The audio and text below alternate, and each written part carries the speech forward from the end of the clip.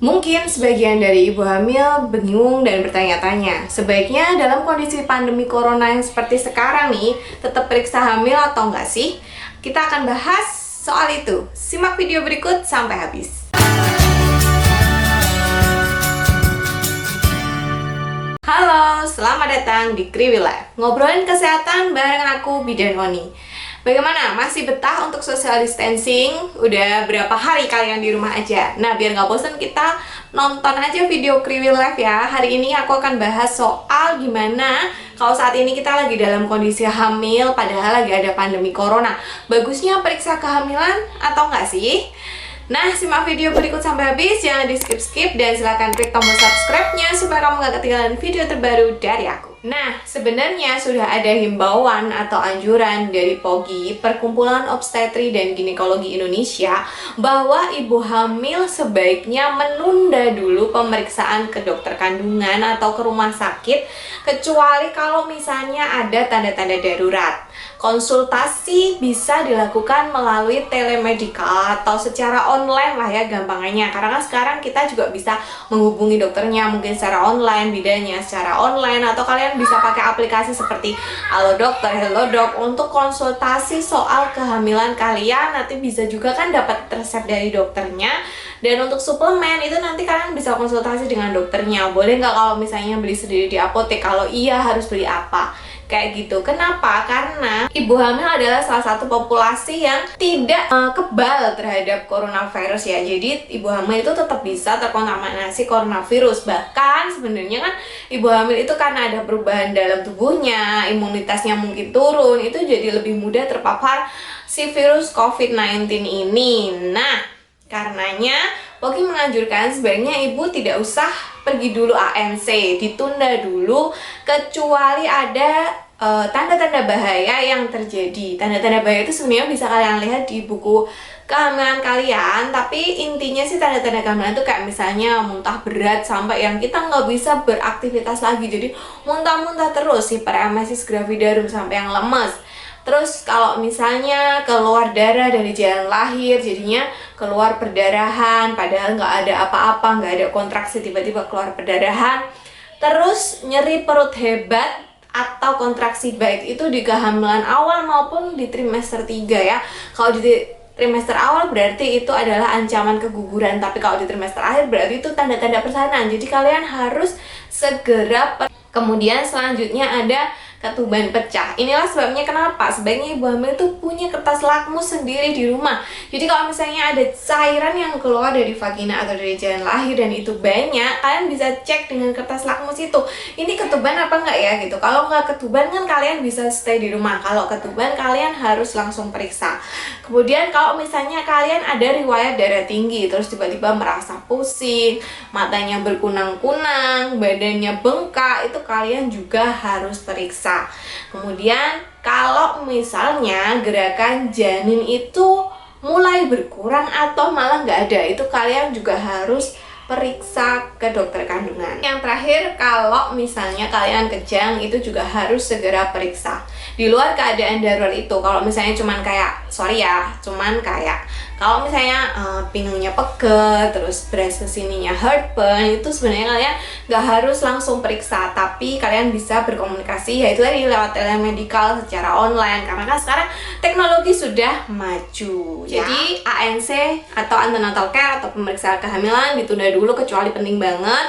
Untuk suplemen kalian bisa konsultasi sama dokternya, boleh nggak sih beli di apotek gitu, karena kalau kehamilan itu trimester 1 paling dibutuhkan itu asam folat, pengurang mual, dan zat besi. Nanti kalau trimester 2 dan trimester 3 itu kecuali ada keluhan lain, sebenarnya suplemennya itu ya cuman kalsium, terus zat besi, atau kalau misalnya kadang-kadang dikasihnya AHA atau DHA untuk perkembangan janinnya. Nah, apa yang bisa ibu lakukan di rumah gitu? Pasti sudah pada bosen ya, tapi aku akan sampaikan sekali lagi. Untuk ibu hamil yang pertama harus dilakukan di rumah adalah pantau terus gerakan janin. Ini karena kita terbatas ya, nggak bisa langsung kayak dulu, mungkin dulu dikit-dikit periksa gitu. Sekarang kita harus mikir, kalau mau periksa takutnya di tempat kita nanti mau periksa malah ada banyak virus kan.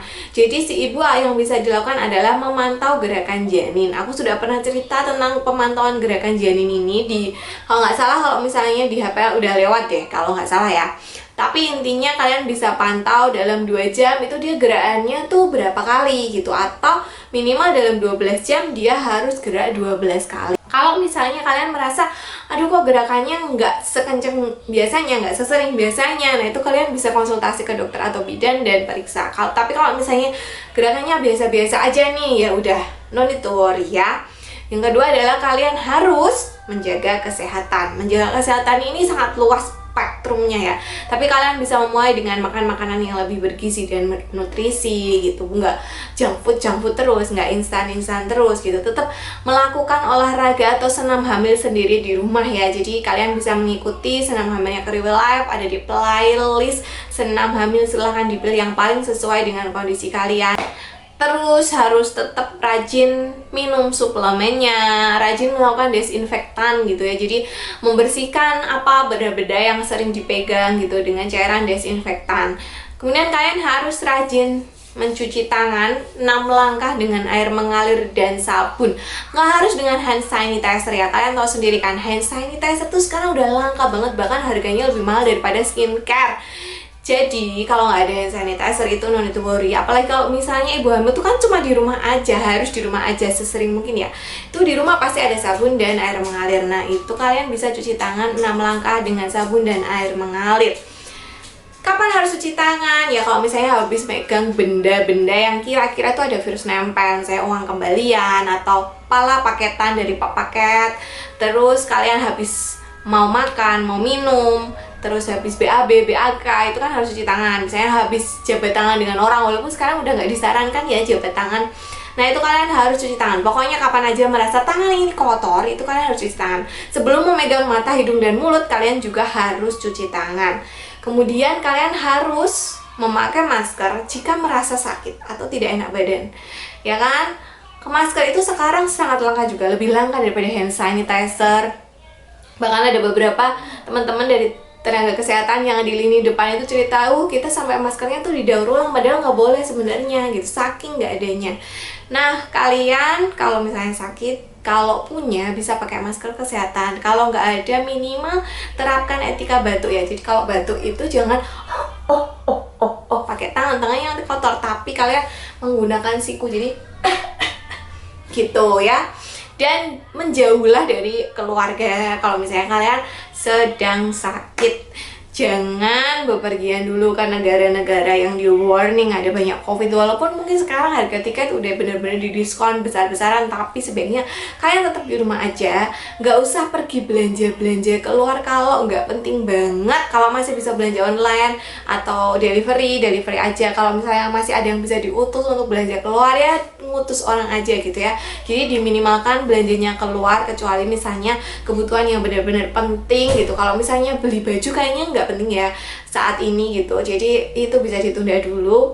Terus sebaiknya tidak pergi ke kelas maternal atau kelas ibu dulu, karena kita nggak tahu kan ibu lain itu terpapar COVID-19 atau enggak gitu. Jadi sebaiknya stay di rumah aja, kurangi kontak dengan hewan-hewan. Jadi bener-bener kita harus menjaga diri. Nggak usah jabat tangan, peluk, cium, cipika-cipiki sama orang lain dulu. Jabat tangannya bisa, atau ya. Dan paling penting jangan pegang mata, hidung, dan mulut kalau kalian belum cuci tangan. Itu aja sih sebenarnya. Preventif atau pencegahannya sama kok dengan pencegahan virus corona yang mungkin sudah kalian lihat. Cuman kalau ibu hamil ya tadi ditambah dengan tetap rajin minum suplemen dan pantau gerakan janin, serta langsung menghubungi dokter atau bidan kalau mengalami tanda-tanda bahaya yang sudah aku sebutkan tadi. Oke, itu tadi ceritanya kalau misalnya kalian sekarang hamil terus mau periksa atau enggak. Nah, gimana dengan persalinan gitu? Banyak yang merasa takut gitu. Aduh, kalau misalnya melahirkan di rumah sakit tuh di sana pasti banyak virus, banyak ini, banyak ini. Tapi kalau kalian melahirkan di rumah itu sama aja bahayanya. Kenapa? Karena di rumah itu kan pasti alat-alatnya juga tidak lengkap ya. Tidak seperti kalau misalnya kalian melahirkan di klinik atau di rumah sakit. Opsinya jangan melahirkan di rumah. Kalau misalnya kamu merasa takut melahirkan di rumah sakit karena misalnya di rumah sakit itu jadi rumah sakit rujukan pasien COVID-19, kalian bisa memilih rumah sakit yang bukan rujukan COVID-19. atau kalian bisa melahirkan di klinik atau bisa melahirkan di rumah bidan praktek swasta. Kan biasanya bidan praktek swasta itu juga menerima persalinan. Kalian bisa melahirkan di tempat dokter yang buka praktek di rumah dan punya misalnya rumah bersalin atau rumah sakit khusus ibu dan anak gitu. Jadi pesennya dimanapun tempat kalian mau melahirkan, jangan melahirkan di rumah. Melahirkan di rumah itu tetap berbahaya. Kalau kalian perdarahan, siapa yang mau nolong coba? Ya kan?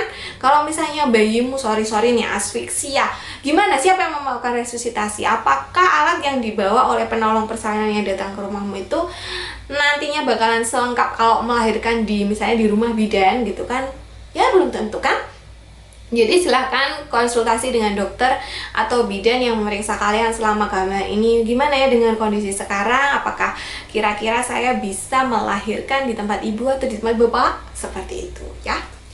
Jadi kesimpulannya sebenarnya intinya adalah rajin-rajin berkomunikasi dengan bidan atau dokter yang memeriksa kalian gitu. Misalnya mau periksa ya kan bisa janjian dulu nih, datangnya jam segini yang pas jam sepi, misalnya jam 12 malam. Wah itu mau periksa apa mau jadi Cinderella bu?